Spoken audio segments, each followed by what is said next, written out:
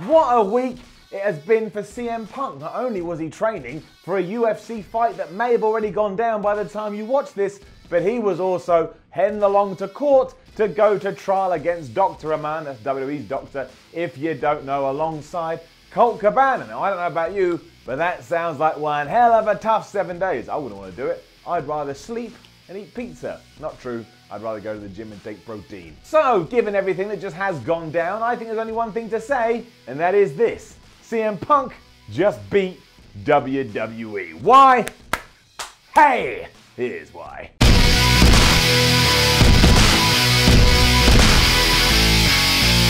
Before we do begin, I just want to say the word allegedly and then let you know that applies to the whole video, because while there is a lot of news stories that we are going to talk about, there's also some rumours and some mumblings, and it's only right when we're talking about those to say allegedly, because no one knows for sure, even though there is a lot of circumstantial evidence that would suggest they could be true. The headlines first though. During the wrestling trial of the century, a jury did decide that CM Punk did not defame Dr. Aman, and this all came about when he went on Colt Cabana's podcast all those years ago. You remember that? It blew up. All of a sudden everybody wanted to hear it, and Punk was saying all this stuff, and we were like, oh my gosh, it's like the dreams come true, because as fans, we love that stuff, and CM Punk was just dishing it out like playing cards. The real sticking point seemed to be a lump that was growing around CM Punk's mid-region. I don't know where. They kept saying it was around his pants, so around here. That's what I'm doing this with my hands. And now, one side was saying he exaggerated, and the other side was saying, no, I didn't exaggerate. It went to court, and CM Punk won. Why this wasn't settled out of court, I don't know, because when you look at all the facts and everything that was presented to us,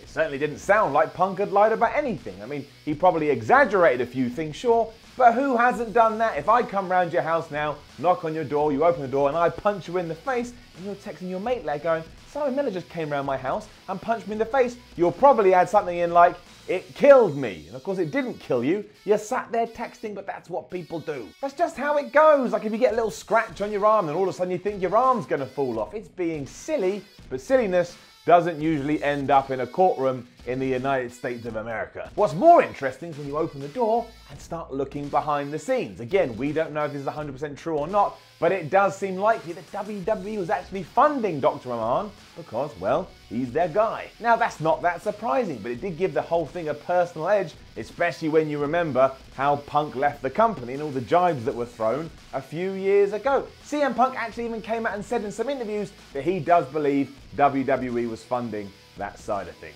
And you can imagine that would be true because legal fees aren't cheap, so if you can get help, you're probably going to get help, especially if WWE just a little bit like, we don't enjoy what CM Punk did ever since he walked out, maybe we should try shutting down. The thing is, Punk won, so if we do take all this as read, the straight edge superstar must be walking around with his head in the clouds at the moment, because in the final blow between two juggernauts, he got the big one. All that crazy stuff with him walking out to getting fired on his wedding day, to the insults that we've seen over the last few years. This was it. This was the big one. This was approaching the checkered flag. And again, Punk is the guy that can go, hey man, this one fell in my favour. Now in the grand scheme of things, it doesn't really matter, and I'm sure that you as an individual will have your own thoughts and feelings about who was right and who was wrong. Maybe you side with WWE, maybe you side with CM Punk, or maybe you're somewhere in the middle. Maybe you couldn't give two shits. But it is an incredible story given everything we know, and kind of does finally sever ties completely between the two, because it doesn't look like CM Punk wants to go back, and it doesn't sound like WWE wants him back. So this was the last hurrah.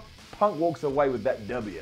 The W stands for win. That doesn't mean that it can't happen in the future, because as we know, you never say never in wrestling, but this does put all that to bed, and finally, we can start looking at the future and asking, what if? While Punk has insinuated a lot that he doesn't really want to come back to professional wrestling, there is a small event coming up soon, and it's called All In. And really, All In is the biggest shot against WWE's bow that we've seen for some time. It's not big enough that it's going to ruin the company or their financial situation. Just remember that TV deal they just signed. They're going to be alright for some time, but they made enough noise, and when you make enough noise, everyone starts to take notice. And usually, when people or wrestling fans take too much notice, then WWE starts to care. I don't know what Punk's opinion on all of this is, but I do know that he's doing a signing that weekend for Pro Wrestling Tees, and I can also imagine that maybe, just maybe, he wouldn't mind showing up at this event and kind of, stomping this whole WWE thing into the ground once and for all. Why not remind everybody about who you are and what your worth is, not only within the wrestling industry,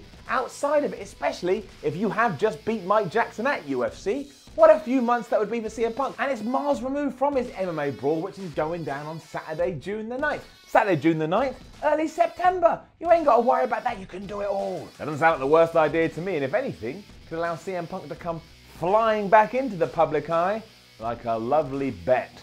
Don't know what that means, but I like bets. And while all of that may not sound like it would tie into this law case we've been talking about, I think it does, because if CM Punk lost, he would have probably rather have laid low for a while. You don't need that stress, you don't need that anxiety. That is a lot to take on. And WWE would probably have started waving their "we told you so" flag, but they can't do that now, and instead, they've got to lay low. CM Punk can do with it whatever he wants. But really, when you take a step back and think about it, he does come out looking like the good guy here. He said he had some kind of infection or some kind of lump.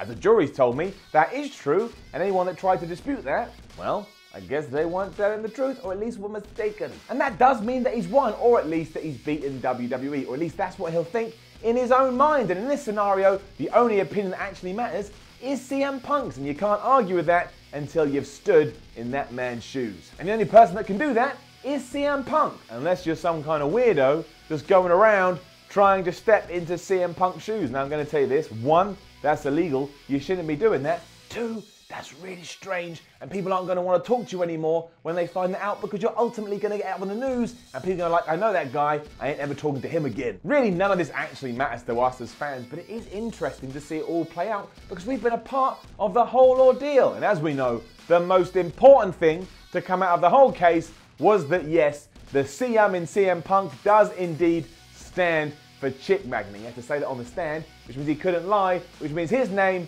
is Chick Magnet Punk. It's got a nice ring to it, right? It's got a lovely ring to it. But I mean, I guess in these days it will just stand for CM, and you can just make up whatever you want it to be, because that's what happens with names or nicknames or sort of little abbreviations. After a while, it's just like, well, just call it whatever you want. He can be called Courtmaster Punk, that would work because he just won in court. He could be Cauliflower Man Punk, maybe he likes cauliflower and he is a man. He could be Cat Monster Punk, Vince McMahon would love that, Cat Monster. Or it could be Monk. That bit is definitely going to be bleeped out. But yeah, CM Punk won, and CM Punk beat WWE. And imagine I told you that back in 2014, or whenever he walked out of the company after the Royal Rumble, you'd have been like, what are you talking about, Miller? This sounds like a roller coaster that really we shouldn't have been a part of. But we were, and now we've done a video on it. Wazoo.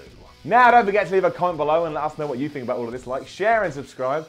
Head on over to whatculture.com, read yourself some articles, including articles about CM Punk's trial and there's other videos on the channel right now. You can watch about CM Punk's trial, and you can go to Twitter and you can follow What Culture at What Culture WWE, and you should do that because tweets are amazing. My name is Simon from What Culture, and as I have just talked about CM Punk, I want to do what I always do when I talk about CM Punk, and that is say I respect the hell out of CM Punk for everything he's doing in the mixed martial arts world. And I get it, maybe he shouldn't be on the main card, maybe he should be on the prelims, but it doesn't matter. He didn't have to go into that world, and he did, and I respect that. Live your dreams, have no regrets. See you soon.